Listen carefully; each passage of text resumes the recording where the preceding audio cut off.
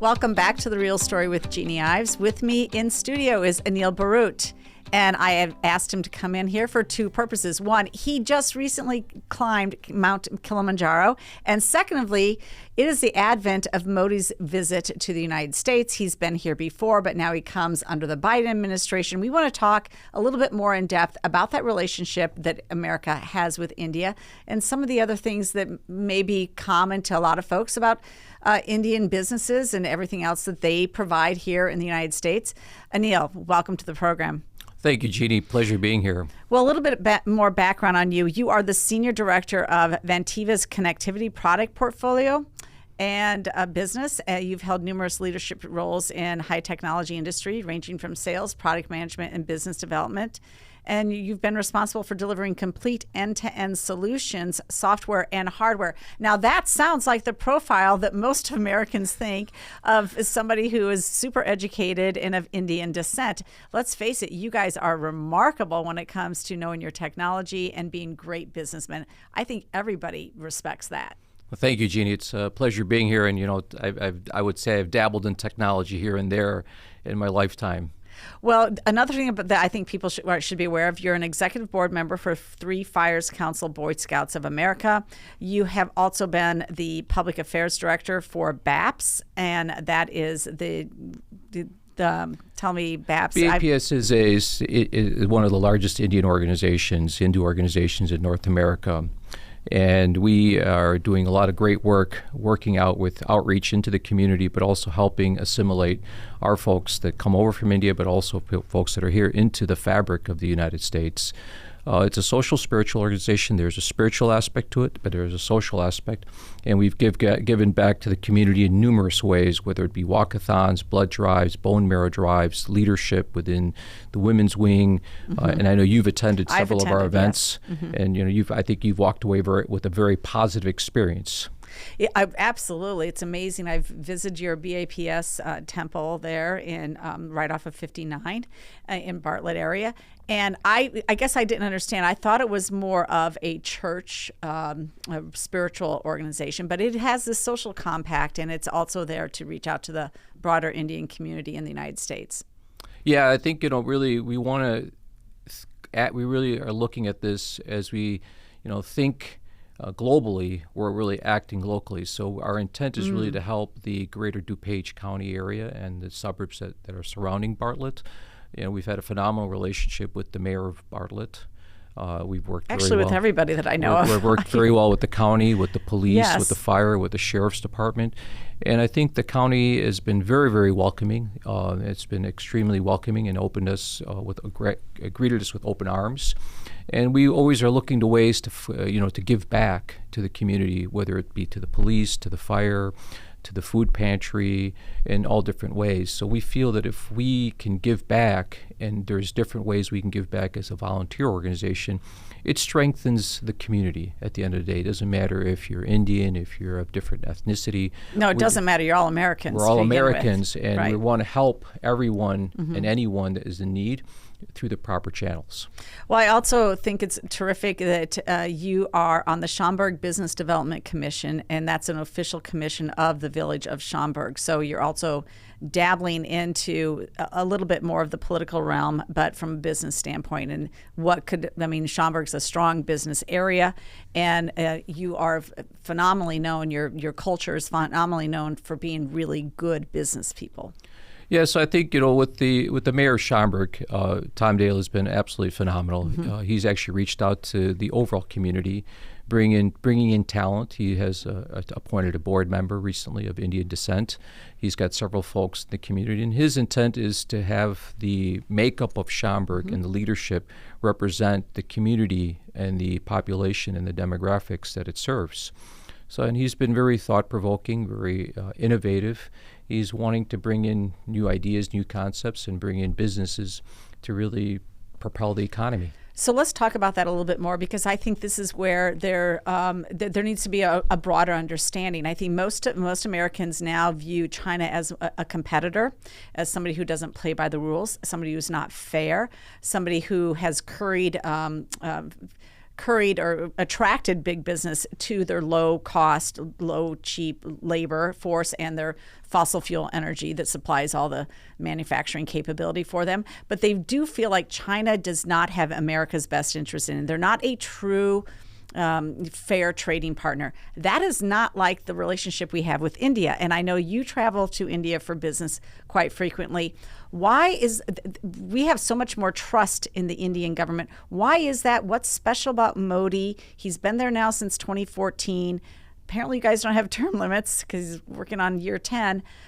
What's special about our relationship as in the U.S. with India and specifically under this prime minister? So you kind of look at this from a different perspective. First of all, I've been raised in the U.S. My father migrated here in the late 60s, came to Stillwater, Oklahoma, did his master's. I'm a naturalized citizen. I came over when I was about 2 years old. I became naturalized when I was in high school. And when I look at India, I look at it from a U.S. perspective. My lens goes out from that, say, what is India about? And I've made countless trips to India, and I've seen the great progress that they've been able to make, not just economically, socially, helping all kinds of folks there, people that are less fortunate, people that are middle class. He's actually been able to bring a lot of vibrancy, and he calls it, you see the vibrancy, you see the step, the excitement, the people are moving and wanting to really have a business-friendly environment. I think the relationship with the U.S. and India has always been very collaborative. And the Prime Minister Modi, I actually had a chance to meet with him in November of 22. We met at his residence.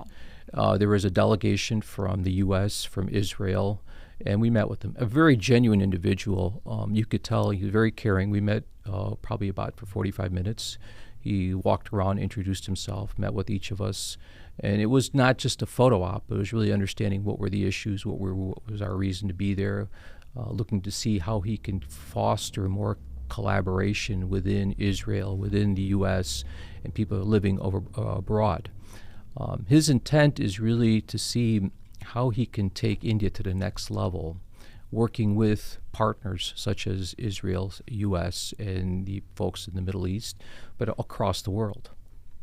Well, he's had to solve a few little problems along his borders, right? So there's been tension in recent years with China, the actual incursions by the Chinese into India, what is, I think, is disputed space in their mind, but you know what your borders are.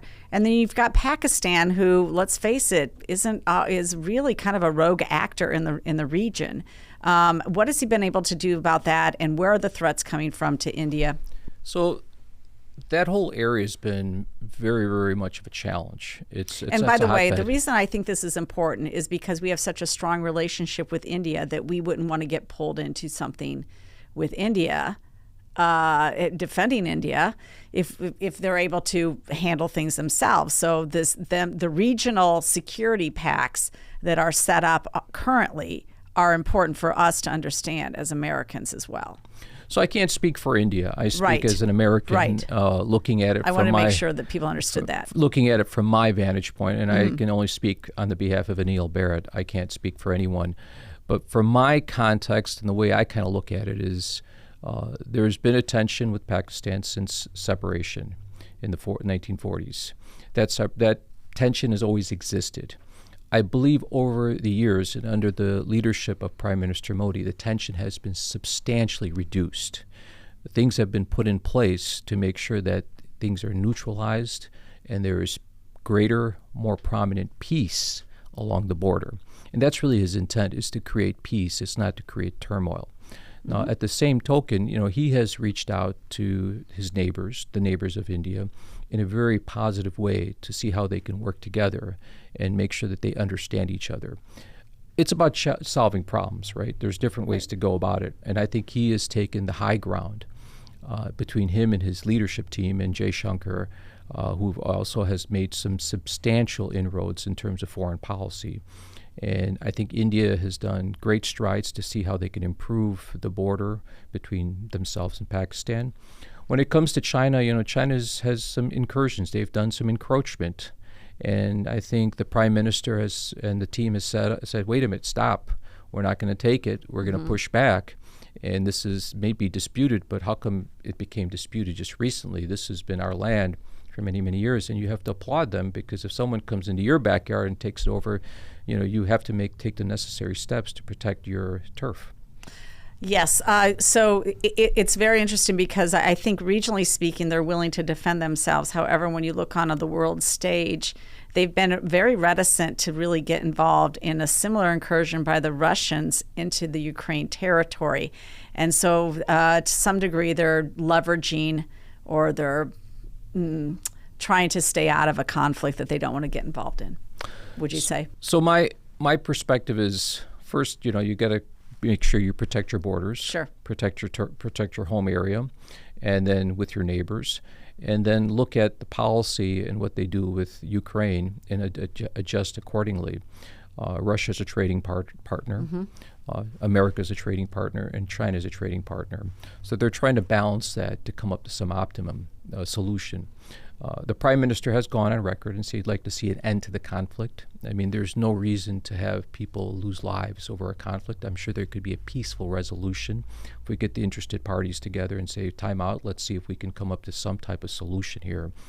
You're seeing innocent lives, you're seeing destruction of buildings, destruction of really capital, and it's not the right thing to do. There's a large group of Americans who feel the same way, and a lot of conservatives actually feel that way. Well, either they're conservative. But there's other conservatives who say, look, this is the chance to really destroy the strength of the Russian economy. This isn't really about being a Democrat, Independent, no, it's not or Republican. At all. No, it's really about it's really about yes. individual lives, right? No life should be lost in war or in types of any kind of battle. I mean, no one wants to see any loss of life, because at the end of the day, we're given this life, and it's a very precious life. We've got one chance. Let's just pull this concept a little bit further, because I do. It's very inspiring to see that what the Indian culture has produced in terms of intellectuals and good family values and students who succeed. And there seems to be something culturally going on, and it doesn't matter if you were born in India, if you were born here. Culturally speaking, there's a real emphasis on education, on productivity, and on respect. And I think that that's really bode well for you here in the United States. Would you say the same? Absolutely. So, I kind of have to go back to my father. When my father came here in the 60s, there were not a lot of people from India. He was one of few. He didn't face any discrimination. He, went to Oklahoma. He had to learn a new system. He got a phenomenal education with the University of Oklahoma in Stillwater. He made a lot of friends. He moved to the Midwest. He was a mechanical engineer. He is a mechanical engineer. He grew through the ranks of engineering through the automotive industry. But when you look at it, it comes down to some of the core beliefs that Indians have, is that belief in strong education, the willingness and grit to work hard and really to be able to stand up on their own 2 feet and not take any handouts. The other is really understanding of family values and faith-based philosophy, believe in God, and understand that you have to give back, and it's a family unit that survives, that succeeds, and being able to give back to the family, to the community, is really what thrives. And what you're seeing over the last, I would say, probably 50 years that I can kind of recollect, Indians of Indian origin have done very well, because God is great. God bless America, as I kind of call it, because there is no better place to kind of have an entrepreneur here. But folks have succeeded and done well because A, the environment, B, there's an intent to work hard and contribute back and do something locally and be an entrepreneur. You can be, a fast food franchise owner. You could be in the, small retail shops. You can be in the hospitality industry. You can be in the medical. You can be in the legal. You can be in the finance area. You guys or in everywhere. the technology area. But it's really wanting to be the best and working hard at it. And the foundation is education. It comes back to family values and being able to have a family that works together. And we have a saying, a family that eats, plays, stays together, prays together, stays together. And that's all kind of coming together. It's a family unit, which really is embodied around encouragement. Well, it's also a concept that you are going to take care of your own. You're going to take care of the issues in your own family, and that's where I kind of see India as like, look, we're going to take care of our country. We're going to handle our area. We're going to stay kind of out of other people's lives, so to speak. It's the same thing culturally that you find here. We will take care of our own. And if everybody had that same mindset, America would be much better off. Rather than looking at government for the solution, they should look inward. And I appreciate the fact that you guys are very good at doing that. Your community will take care, and your family, really the basic foundation of it is the family, is not, looking to government for solutions. You're always looking to solve the problems yourself. And I see that kind of as a cultural touch point that goes even further into the political realm.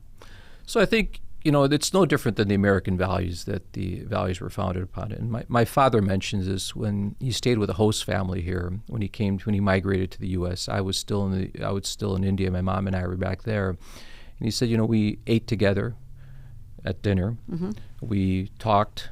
We had interaction, and it was really talking through issues and, talking through, having discourse and dialogue. And he was new, so, he was kind of coming in, learning the culture, and they actually helped him along the way. And it's really those same beliefs that the Indian community believes in. It's having strong family values, working hard, believing in education, Mm-hmm. going and working, not just 9 to 5. Most folks working are 12 hours, but they're working to make a difference. But also then looking at it and say, okay, how do we give back to the community? The one thing you've got to realize is the first generation, my parents' generation, it was about cutting, you have two ends, two ropes, two ties, trying to tie them together. You have income and you have expenses. How do you get them to equal out? And that was a struggle that my parents had. It was a huge struggle. I still recall going out for dinner meant going out and ordering pizza and sitting in our car and eating the pizza in the back seat.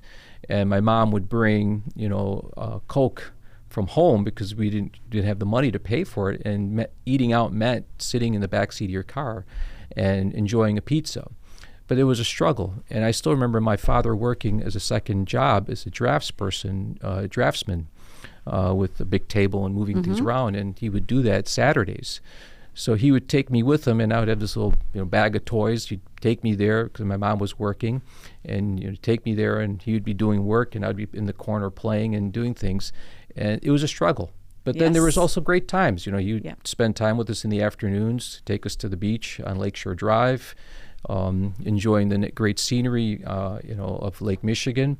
And those are very great memories that he's, been able to give us. But most people are being taught the value of hard work and really being ethical and being law-abiding citizens. Well, getting back to Modi's visit here in the United States, I was reading from a news report, and it basically says that Modi's visit on June 22nd will affirm the deep and close partnership between the United States and India and the warm bonds of family and friendship, something we just talked about, family and friendship, that link Americans and Indians together.